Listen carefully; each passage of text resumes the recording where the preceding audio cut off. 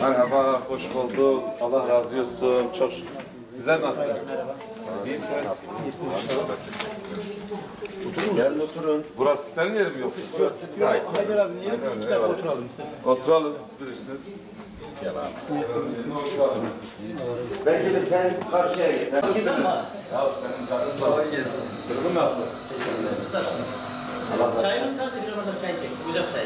Valla sizin çayınız tazedir. Gönlünüz de geniştir, zengindir. Bu da bir selam verelim size. Sizin işiniz gücünüz var. Bir sorun değil, şey yapalım. Ya Allah. Bir orada çayımızı çek. Gönlünüz iyidir inşallah. Bir Sağ sıkıntı olasın. yok. İyi inşallah. Depremlerle uğraşıyoruz. Neredeyse Türkiye'nin altın üstüne geçip geziyoruz. Kökten. Bazılarının partilerin 150 tane milletvekili var değil mi? Var ya.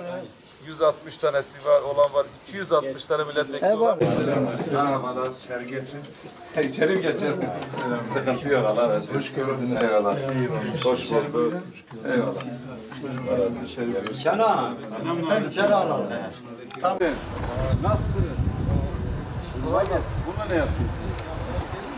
Bağlayıp çekiyorsunuz. Eyvallah. Abi nasılsın?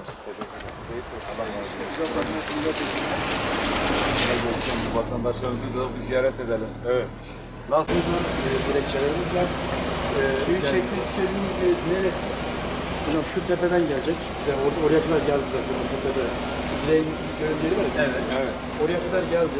Su oradan sonra yani oraya kadar geldi. Aslında yukarıda daha yukarıda da bizim şeyde su pompası da buradan gidiyor zaten suyumuz.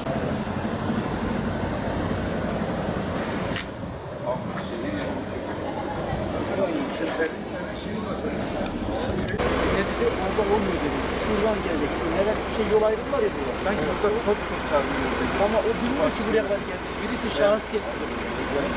Şahıs getirdi. Yalnız şey... Aynen öyle.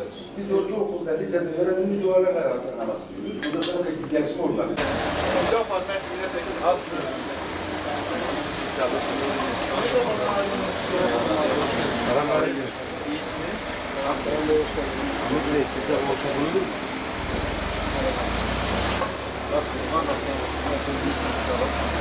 Evet.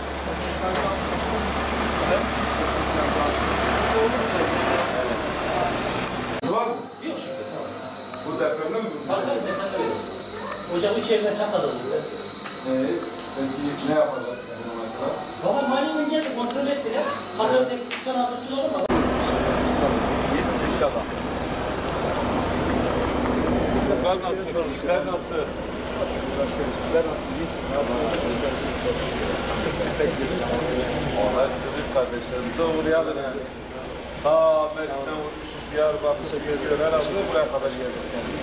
İnşallah yani gündeme getirsen vallahi genel olarak sayın edeceğiz. Allah razı olsun. Tek adımda Ben bekliyorum. Allah yolunuzu açık etsin. Eyvallah. Görüşürüz. Allah razı olsun. Mersin milletvekilimiz.